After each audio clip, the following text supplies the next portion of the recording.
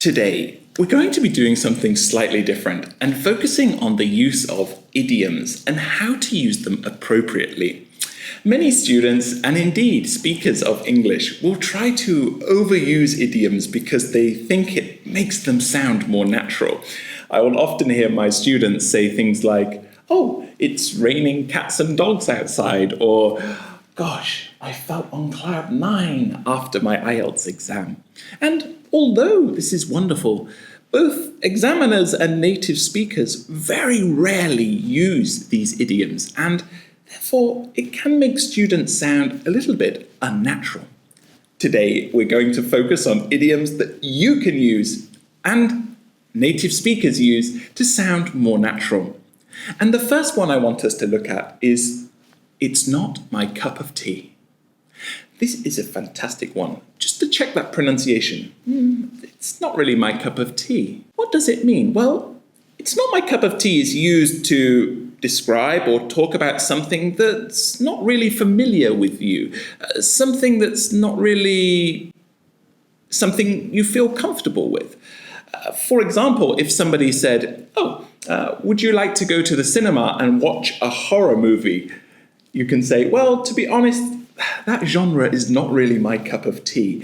I much prefer romantic movies." You can see there, it's a great idiom for expressing nicely that you're not really too keen on something. Let's think about how we might use this in the IELTS context. Let's say, for example, the examiner says to you, do you like to go out to restaurants to eat? You might say, "Well, to be honest, it's not really my cup of tea. I prefer eating at home due to the fact that my mum's cooking is really delicious." I love this idiom because it's wonderful, and it strikes back to my British culture. Many of you may know that as a British person, we are all addicted to drinking tea. So this is an idiom that people often use in daily life. I would encourage you to do it as well. "Hey, tell me, at the weekend, do you want to go and play football?" Not really, it's not my cup of tea. It's a lovely, lovely idiom. Moving on now, let's talk about the second one, and this one is a little bit strange. The idiom is, "Gosh, it cost me an arm and a leg." Now, I wonder, can you guess what that means? It cost me an arm and a leg. Very simple. It just means that something was very expensive. Would you like to buy a new iPhone? "Oh, well, to be honest, I bought one last year and it cost me an arm and a leg. Therefore, I'm not going to upgrade this year." I really like that one because it sounds a little bit strange, but many, many native speakers use this. Let's think about how we might use it in an IELTS situation.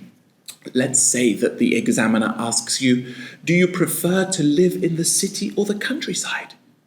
You might say, "Well, to be honest, living in the city costs an arm and a leg. Therefore, I much prefer to reside in rural areas." Do you see? We're contrasting that. Negative to positive. Why do you not like living in the city? Well, because it's too expensive, or it costs an arm and a leg. This is one that you can use on a daily basis when hanging out with foreigners.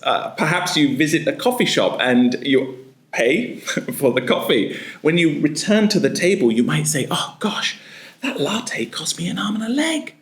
Really nice and really natural. The next one is to express your doubt or confusion about something. The idiom is, "I'm in two minds." Now, what does this mean? Well, it means that you cannot decide between two options. An example, "Charles, do you plan to study abroad next year?"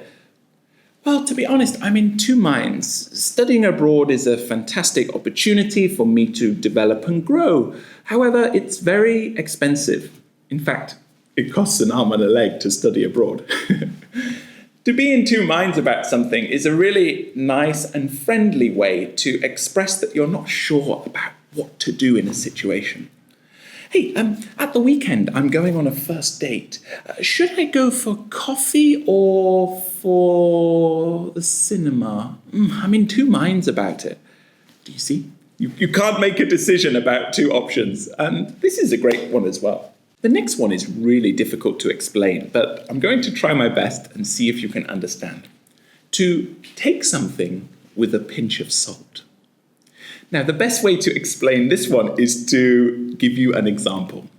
Let's say, for example, you work in an English centre and you hear somebody say that someone is going to get promoted soon. They're going to be promoted up to the next level.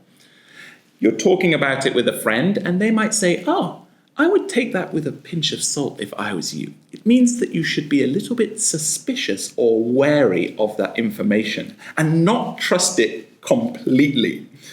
Another example, let's say, for example, you look at online reviews of a restaurant.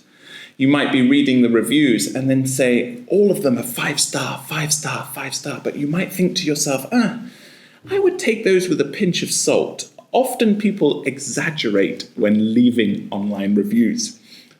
This is a great one you might use. It's a bit more advanced, but native speakers do use this. I want to go on holiday next year because I heard that Fulk is the best place in the world. Someone might reply, I'd take that with a pinch of salt. I didn't have the best experience there. Do you see? It's quite difficult to explain, but it's a really nice one. I will leave a definition down below for you to have a look. And the final idiom for today is, I'm snowed under. Now, what do you think that means? Does it mean that the snow is raining down from the sky and you can't get out of your house? No, it doesn't. If you feel snowed under, it simply means that you have too much work, too many deadlines, and it's all on top of you, and therefore you cannot do something. For example, Teacher Charles, would you like to go for coffee today? No, I'm totally snowed under. I've got too much work to do. I'm really sorry. You're overloaded, and therefore you can't do something. This is a really interesting one as well. I felt really snowed under before my IELTS speaking exam because I had so much work to do prior to taking it. So guys, I hope you enjoyed that little insight into the world of useful idioms which you can use in your speech. I would encourage you not to overuse them, but they are a great way to sound more natural. Guys, please hit subscribe and leave a comment down below. Do you have any favorite idioms? See you in the next video. Bye for now.